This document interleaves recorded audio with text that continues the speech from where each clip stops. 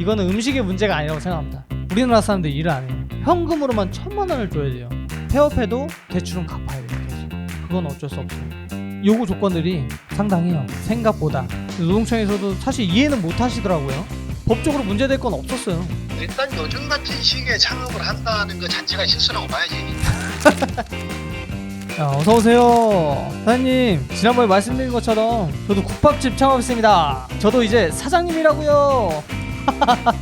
아유, 축하드려요. 아니, 원래 국밥을 잘하셨었는지 몰랐네. 아니, 제가 인터넷으로 이력서를 봤다가 국밥집 경년 20년이신 이모님을 모셔왔어요. 아, 근데 그분이 깍두기를 엄청 잘하시더라고요. 오, 든든하시겠어요. 위치는 어디로 잡았어요? 저희 집 근처 편의점에서 우회전 해서 5분 동안 가다 보면 빨래방이 나오는데 거기서 좌회전하고 10분 정도 쭉 걸어가면 한적하고 분위기 좋은 곳에 매장을 얻었습니다. 근데 거기가 월세가 좀 저렴해서 괜찮을 것 같아요. 찾아가기가 쉽지가 않겠네요. 그럼 오픈은 언제쯤 하세요? 네? 아까 말씀드렸잖아요. 오픈은 진작에 했죠. 아니 근데 사장님 오픈하셨는데 사장님 여기 계셔도 되나요? 어차피 음식은 이모님이 하시고 서빙은 알바가 하기 때문에 제가 있으면 직원들이 다 눈치 보고 있어서 센스 있게 나와줬습니다. 그래요? 네. 2023년 창업 후 5년이 지난 시점에서 기업의 폐업률이 66.2%라고 합니다. 2018년에 창업한 10곳 중 4곳만이 작년까지 살아남았다는 뜻인데요. 코로나 이후 이어지는 고금리와 고물가 속에서 우리 자영업자들은 어떻게 버텨야 할까요? 창업자들이 흔히 저지른 실수와 이를 피할 수 있는 방법, 사장님들이 가장 많이 하는 실수들을 다룬 사장님의 오답 노트를 주제로 이야기를 나눠보겠습니다. 그러니까 저희 극단적으로 생각을 얘기하자면 점주님들이 어떻게 하냐에 따라서 사실 폐업도 막을 수 있다고 생각을 해요. 제 입장엔.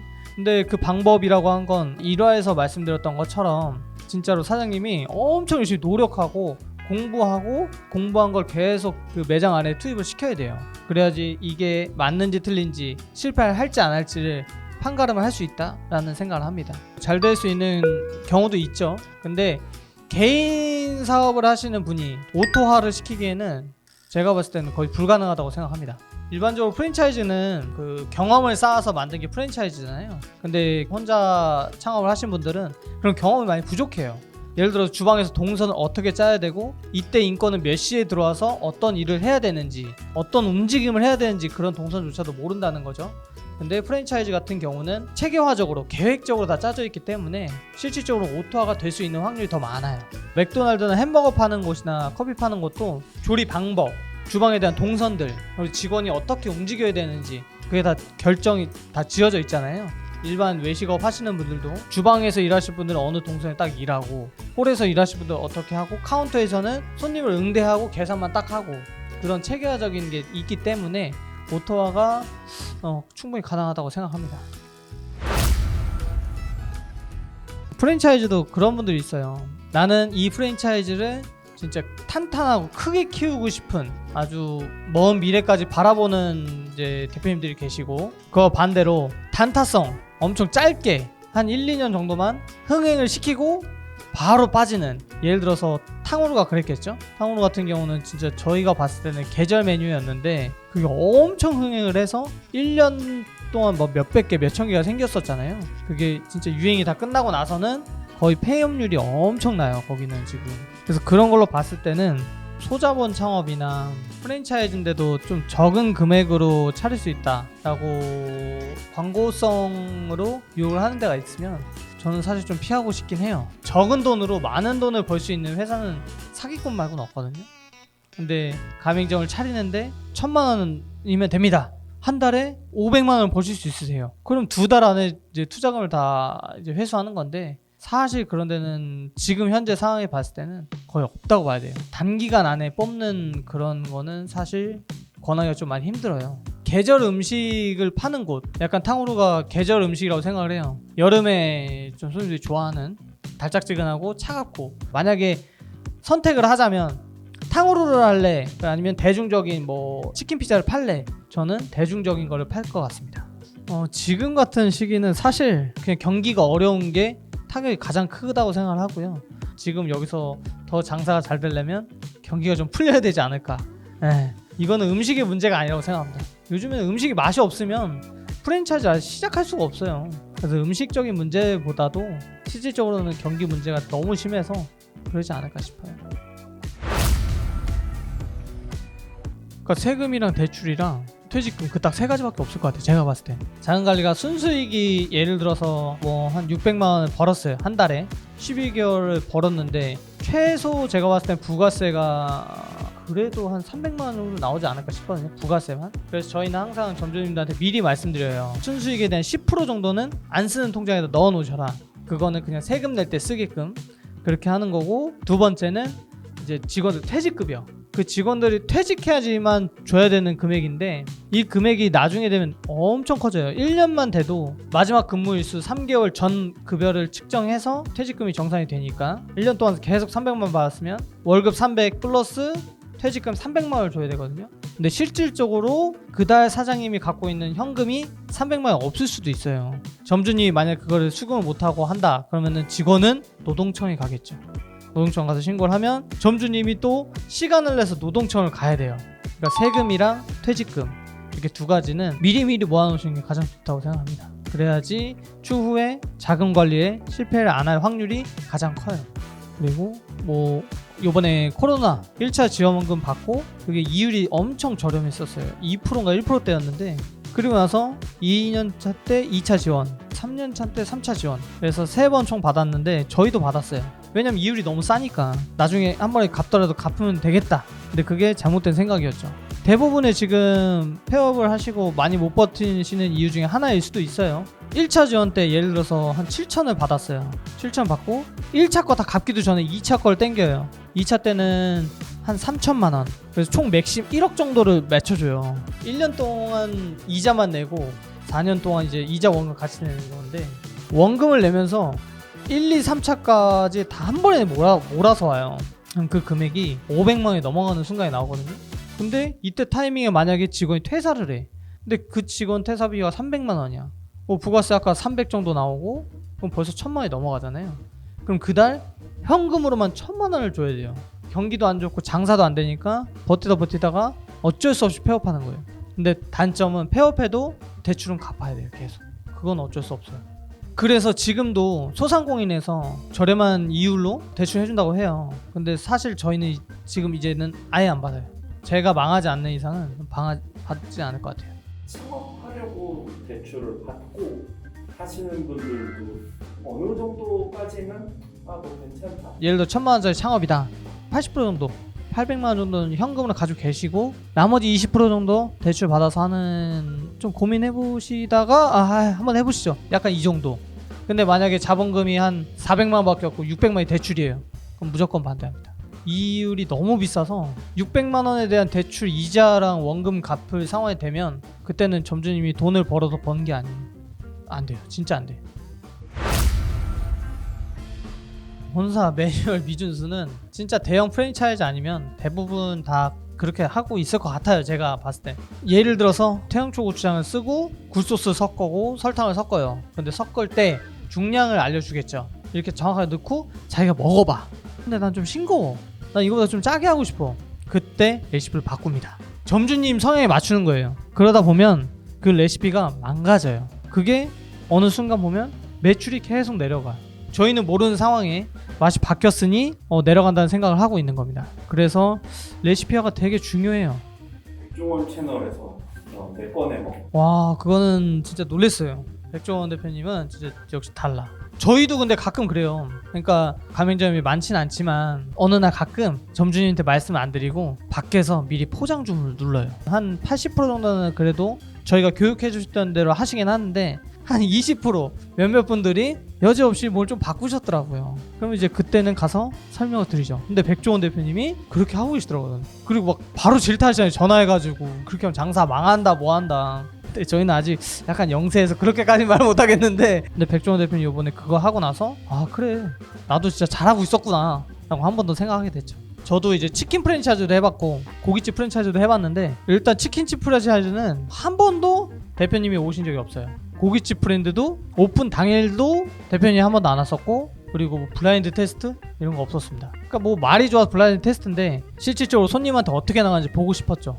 대부분 1년까지는 저희랑 소통도 되게 잘 돼요. 1년 사이에는 점주님들이 약간 지식이 조금은 부족해. 그래서 저희랑 협업을 되게 잘 해주세요. 근데 이게 1년이 지나고 거의 2년차 다 될 때쯤은 반 전문가라고 이렇게 생각하시는 것 같아요. 그렇게 생각하시고 나서부터 매출이 유지하든가 아니면 거기서 좀 하향세를 타기 시작하죠. 근데 저희랑 꾸준히 더 오래 가시는 분들은 1년 반이 지나더라도 올라가시는 경우가 좀 몇몇 분들이 더 계시고 아니면 계속 유지하시는 분들, 그런 분들이 더 많죠. 손님들을 응대하거나 이런 거는 기본적으로 그냥 서비스 하시는 분들이 기본적인 마인드만 있으면 저희 배달업은 사실 그게 크게 문제는 없어서, 만약에 손님이 약간 블랙 커셔머의 느낌이 있다 이런 경우 있죠. 음식을 다 드셨어, 한 2조각 남겼네, 맛이 없대요, 반품해달래. 그러면 그냥 저희는 필살기 써요. 죄송합니다 이 말밖에 안 해요. 그냥 음식값 환불해드리겠습니다. 죄송합니다. 진짜 이 방법밖에 없습니다. 음식에 대한 잘못이 아니고 고객님 입장에서 얘기하는 것들, 그런 건 저희가 정말 죄송하지만 블랙 처리를 해달라고 요청을 드려요. 블랙 처리라고 하는 거는 리뷰를 보고 손님들이 주문을 많이 하는데 그 리뷰를 다른 손님들한테 보이지 않게끔 하는 걸 블랙 처리라고 얘기해요. 고객 피드백 무시가 아까 말한 거랑 약간 비슷해요. 점주님이 이제 오토화를 시키고 싶어서 매장에 출근 안 하셔요. 직원들을 믿고 자주 오시는 고객님께서 어느 날 딱 갔는데 사장님은 안 보이시고 직원들밖에 없어. 근데 음식 맛이 사장님이 있을 때랑 지금이랑 달라. 그럼 그거를 추후에 사장님을 만났을 때 그 얘기를 했는데 그 얘기를 만약 무시했다, 그럼 그 손님 다시는 안 오겠죠. 홀도 그렇고 배달도 그렇고 그거는 다 똑같다고 생각합니다. 홀 같은 경우는 손님과 1대1로 응대를 하니까 그거를 조금 더 빠르게 손님한테 설명드릴 수 있고 손님이 이해시켜드릴 수 있을 것 같다라는 생각을 하는데, 배달 같은 경우는 고객님이 아닌 제3사 그 배달 플랫폼 콜센터를 통해서 하는 경우도 있기 때문에 커뮤니케이션이 좀 문제가 되는 경우도 있긴 해요. 그래서 고객님들이 항상 얘기하는 거는 거의 100% 맞다라고 생각하고 매장 운영을 하는 게 맞다라고 생각해요. 진짜 관리를 잘하시는 점주님들 같은 경우는 전표를 다 모아요. 그래서 예상이 가는 손님한테 전화를 해요. 몇 시에 저희 매장으로 주문을 주셨는데 저희 뭐 음식이 불만이 있으셨는지 아니면 불편한 사항이 있었는지, 좋으신 고객님께서는, 착하신 고객님은 그걸 설명을 해줘요. 요즘 들어 양도 적어지고 고기의 식감도 막 질겨지고 소스도 너무 탁해진 것 같습니다. 그래서 별 2개 드린 거예요. 말씀하시면 죄송합니다, 저희가 좀 더 보강하고 앞으로는 더 그런 일 없도록 노력하겠습니다 해서 별점을 수정하게끔 요청을 드릴 수 있어요. 근데 이게 고객님께서 들었을 때 기분이 나쁘신 고객님은 오히려 2개 줬던 고객님도 하나로 다시 바꾸는 경우도 있어요. 설명을 웬만하면 드리려고 하고 그분들이랑 손님이랑 커뮤니케이션을 많이 하려고 노력을 합니다. 계약 관련된 부분은 아까 1화에서 말씀드렸다시피 가맹 계약서 쓰기 직전 점주님한테 저희가 말로 다 설명을 하고 글귀 하나하나씩 다 읽어드립니다. 그리고 15일 후 가맹 계약서 사인을 해요. 이 가맹 계약서 혹은 정보 공개서를 한 번씩은 정독하시고 궁금하신 걸 있는지 없는지에 대한 시간을 15일을 드리는 거예요. 근데 대부분의 점주님들이 솔직한 말로 잘 안 읽어보셔요. 그러다가 나중에 가맹계약서를 다시 보시는 거예요. 근데 보는데 중간에 로열티 부분이 있네. 만약 본점이 강력하게 내가 얘기했으니까 우린 받을 겁니다, 점주님도 사실 이제 나는 못 내, 계약 파기해, 그러면 이제 그때부터는 이제 법적인 싸움이 되겠죠. 근데 법적인 싸움 되면 점주님이 사실은 더 피해를 볼 거예요. 그래서 꼭 읽어보시라고 말씀드리는 겁니다. 대형 프랜차이즈 같은 경우는 간판 플러스 실내 디자인까지 전부 다 똑같이 맞춰야 되는 그런 경우는 아마 계약서상 미리 말을 할 거예요. 우리는 1년 안에 인테리어를 꼭 다시 한번 바꿔야 됩니다. 왜냐면 그쪽에서는 인테리어를 할 때 추가금을 더 받을 거거든요. 그래서 그렇게 하는 거고, 레시피를 무조건 우리 걸 써야 된다, 그거는 어쩔 수 없어요. 왜냐면 저희도 회사를 운영하는 한 프랜차이즈 회사이기 때문에 물류 이익금이라는 게 남아야 되잖아요. 저희보다 맛있는 게 없다라고 저희는 자부하고 저희 레시피대로 만들어 놓은 소스를 무조건 이걸 쓰셔야 됩니다라고 물류에 태워서 보내요. 그럼 여기서 이제 물류 이익금이 생기잖아요. 그럼 그게 회사로 이제 입금이 되는 건데, 점주님이 어느 날 갑자기 시중에서 파는 치킨 소스를 먹어봤는데 너무 맛있네. 그럼 이제 그걸 사기 시작합니다. 이 본사에서는 어떤 걸로 장사해요? 장사 못해요. 무조건 우리한테 부추를 사야 돼, 이런 건 아니에요. 차별화된 회사만의 특별한 소스나 육류, 이거는 꼭 우리 거를 써야 맛있습니다. 그러니까 이건 무조건 쓰셔야 됩니다라는 강제적인 건 있는데, 채소나 아니면 뭐 공산품들, 알밥 단무지가 됐든 뭐 마요네즈가 됐든 이런 거는 점주님들이 편하신 걸로 사용하셔도 됩니다라고 풀어주는 경우가 더 많아요.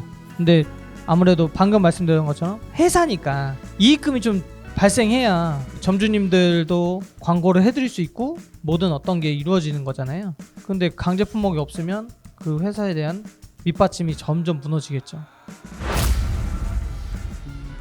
채용에 관련돼서 사실 문제가 있는 거는 우리나라 사람들이 일을 안 해요. 그래도 외국 분들이 공부하시는 분들이 오셔가지고 돈도 필요하니까 알바를 하시는 분들이 많아요. 근데 법적인 문제가 조금 걸려 있어요. 그러니까 외국인 친구들이 학생 비자로 들어왔다. 그런 친구들은 주에 15시간 이상 근무를 못 해요. 그것도 학교의 승인을 받아야지 일을 할 수 있어요. 그런 거를 조금 완화시켜주면 좀 어떨까 싶고, 그리고 인력 관련해서 문제가 있는 건 사실은 근로기준법이랑 좀 연관이 좀 돼 있는 거가 좀 심하죠. 퇴사할 때나 혹은 어떠한 요구 조건들이 상당해요. 생각보다. 아침 말고 저녁에 일하는 사람도 있을 거잖아요. 그럼 야간 근로수당이라던가 이런 걸 이제 세무사님이나 노무사님을 통해서 시간을 분배 받아가지고 이제 배정을 하는 거거든요. 근데 그 친구들은 그게 좀 뭐 또 금액이 적었는지 그걸 가지고 노동청을 가져가요. 노동청에서도 사실 이해는 못 하시더라고요. 법적으로 문제될 건 없었어요. 점주님들이 말씀하신 금액이 맞는데 너는 어떻게 이 금액을 산정해서 나한테 갖고 왔니? 이렇게 물어보면 인터넷에 검색했던가 뭐 이런 내용 때문에 갖고 왔습니다라고 하면 그걸 이제 중간을 맞추려고 해요. 협의점을. 인권 관리는 그게 제가 봤을 땐 가장 힘들어요. 일단 사람 안 구해지는 거, 한국 사람. 그리고 외국인을 쓰는데 그 외국인을 쓰는 시간과 그 필요한 서류들이 너무 많다. 그리고 세 번째는 노동청 가는 거. 그 세 개가 가장 많다고 생각합니다. 이런 직원을 가족이나 친구 뭐 이렇게 장사는 가족이랑 하면 안 돼요. 무조건 싸워. 아, 이건 무조건 싸워요. 가족이라고 해서 좀 봐주고 막 그런 게 좀 있을 거예요. 분명히. 예를 들어서 출근이 4시인데 한 4시 반에 와. 그러면 그때부터 또 누구는 30분 더 했니, 누구는 30분 덜 했니. 가정이랑 해서 잘 되는 걸 제가 본 적이 없는 것 같아요. 엄마고 아빠고 난 뭐 자신 없어요. 안 한 게 나아요. 차라리 장사. 진짜. 오늘 말씀드린 내용 간단하게 말씀을 다시 한번 드리자면, 한 가지는 자금에 대해서 자금 관리를 해야 롱런 할 수 있는 사업을 할 수 있다고 생각하고, 이거는 제 개인적인 의견인데 본사 말 좀 잘 들어주세요. 다른 사람 잘 되라고 하는 얘기가 아니고 저희만 잘 되자고 하는 얘기 아닙니다. 점주님들이 잘 돼야 본사가 잘 되는 거니까요. 꼭 저희 본사 말 좀 잘 들어주시고 이번을 절대 잊으시면 안 됩니다. 정말 그럼 단서 들고 쫓아가겠습니다. 네. 다음 시간에는 더 구체적인 창업 노하우와 팁을 가지고 돌아오겠습니다. 구독과 좋아요 부탁드리고, 혹시 더 궁금한 내용이 있으시면 댓글로 꼭 남겨주세요. 저희가 하나하나 읽어보고 도움 드릴 수 있도록 노력하겠습니다. 창업을 준비하는 모든 분들께 많은 도움 되길 바랍니다. 감사합니다. 예, 무슨 일입니까? 아유, 어디 계세요? 연습 좀 왔습니다. 아니, 이렇게 누구는 여기서 열심히 일하고 있는데. 아유, 뭐 성공한 남자의 하루죠. 형님도 그렇고 주변에서 사업하시는 분들을 좀 보면 가장 많이 하는 실수가 뭐라고 생각해요, 형님은? 일단 요즘 같은 시기에 창업을 한다는 것 자체가 실수라고 봐야지. 아이고, 장난이고. 일단은 다들 너무 준비 없이 시작한 분들이 많으시지. 좋은 아이템과 맛, 친절 요 세 가지 가지고 창업하는 분들이 많은데 그거는 한 30년 전이나 가능했던 일이고 지금은 뭐 그건 기본이고 추가로 상권, 마케팅, 코스트, 인건비, 지출, 투자금 뭐 이런 것 한 3만 가지 고려할 게 무수하게 많아. 그렇죠. 근데 이런 거 생각 안 해봤다? 그럼 99% 그냥 한다고 봐야지. 지금 대박은 없지만 욕박은 있어. 망하면 못 일어나시는 거야. 모든 분들이 이런 얘기들을 좀 잘 숙제해가지고 장사하셨으면 좋겠는데, 그러니까 단단히 준비를 하셔야 돼. 한 3만 가지 충분하게 고려하시고. 만약에 준비 안 하고 하셨는데 저기 꽉찬 소곱창 하시면 어떻게 돼? 일단은 꽉찬 소곱창은 일단은 여러 상권 분석이라든지 뭐 코스트 이런 거 다 본사에서 해주니까 점주들이 고려할 상황은 굉장히 적어진다고 봐야지. 형 사업이라고 형 그냥 막 말하는 거 아니야? 아니야. 너무 이거 완벽하거든. 알겠습니다. 오늘도 이렇게 좀 좋은 시간 내주셔서 감사합니다 형님. 수고. 네.